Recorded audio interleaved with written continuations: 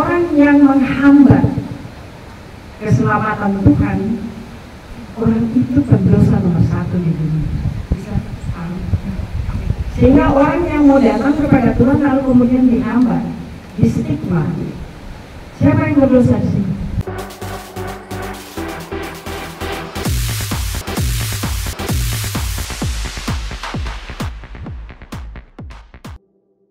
Nah kalau kemudian berarti di sini saya bilang dosanya lebih besar dari orang yang dituduh orang berdosa, karena kawan-kawan, orang yang menghambat keselamatan Tuhan, orang itu pendosa nomor satu di dunia. Bisa tahu? Sehingga orang yang mau datang kepada Tuhan lalu kemudian dihambat, distigma. Siapa yang berdosa di sini? Yang melakukan stigma. Yang kedua, dosa paling besar dari kami, Mama, adalah khotbah itu sudah tidak lagi bernuansa firman. Firman itu memang dia menegur, tapi dia menyapa untuk membawa orang itu lebih dekat dengan Tuhan. Tapi kalau kemudian orang itu merasa tidak dekat dengan Tuhan, siapa yang berdosa? Pendeta. Saya percaya besok kalau tiba-tiba pengadilan terakhir, kami itu yang diadili luar biasa karena terlalu menjatah ruang dekatnya orang-orang yang kita semua orang berdosa, dan orang berdosa itu harus dekat kepada Tuhan. Jangan membuat jatah dan kemudian ruang gap. Maka yang berdosa itu adalah kami.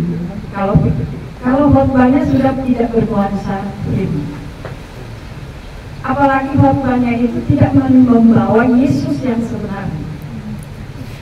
Benar nggak? Benar. Yesus yang sebenarnya itu emangnya dia tidak orang? Tidak. Malah orang yang berdosa itu yang sasaran pertama sebetulnya. Berdosa dalam arti semua orang sudah bilang dia berdosa gitu. Jadi teman-teman boleh masuk gereja loh. Satu dosa besar dari kami juga adalah ketika khotbah kami membuat Anda menstigma diri sendiri.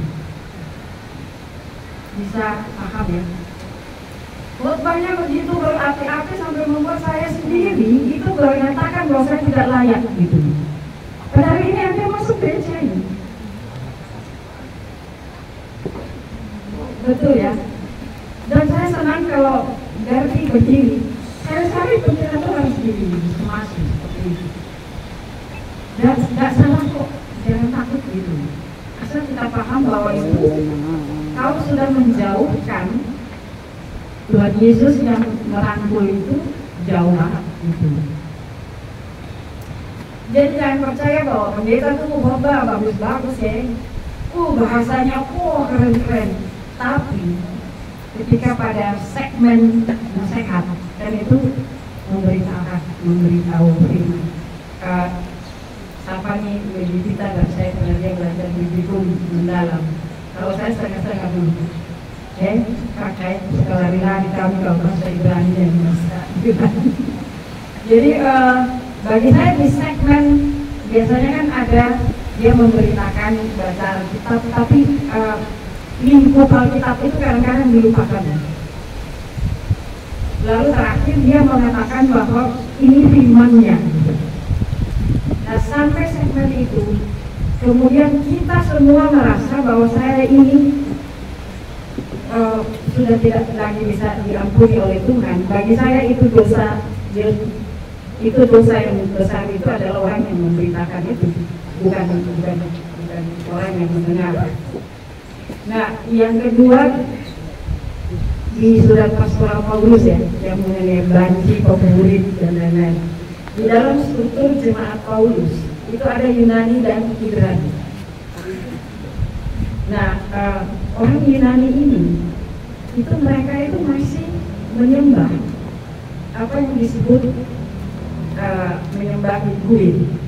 Dan kita lihat ada dua segmen jemaat ini, Korintus, Roma dan lain-lain.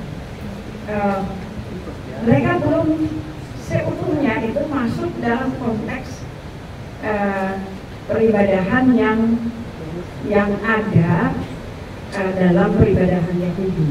Ya, Yahudi itu kita lihat keras banget. Jangan ada ilah lainnya, ada bentuk dan sebagainya.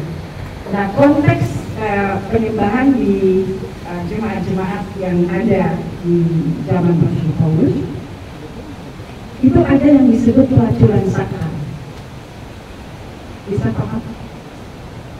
Nah, pelacuran ini mereka bisa pakai hubungan sejenis, bisa pakai hubungan hetero, ikut aturan. Jadi karena itu sebetulnya yang disebut transpuan itu sudah ada sehari setelah Adam dan Hawa keluar dari Daus.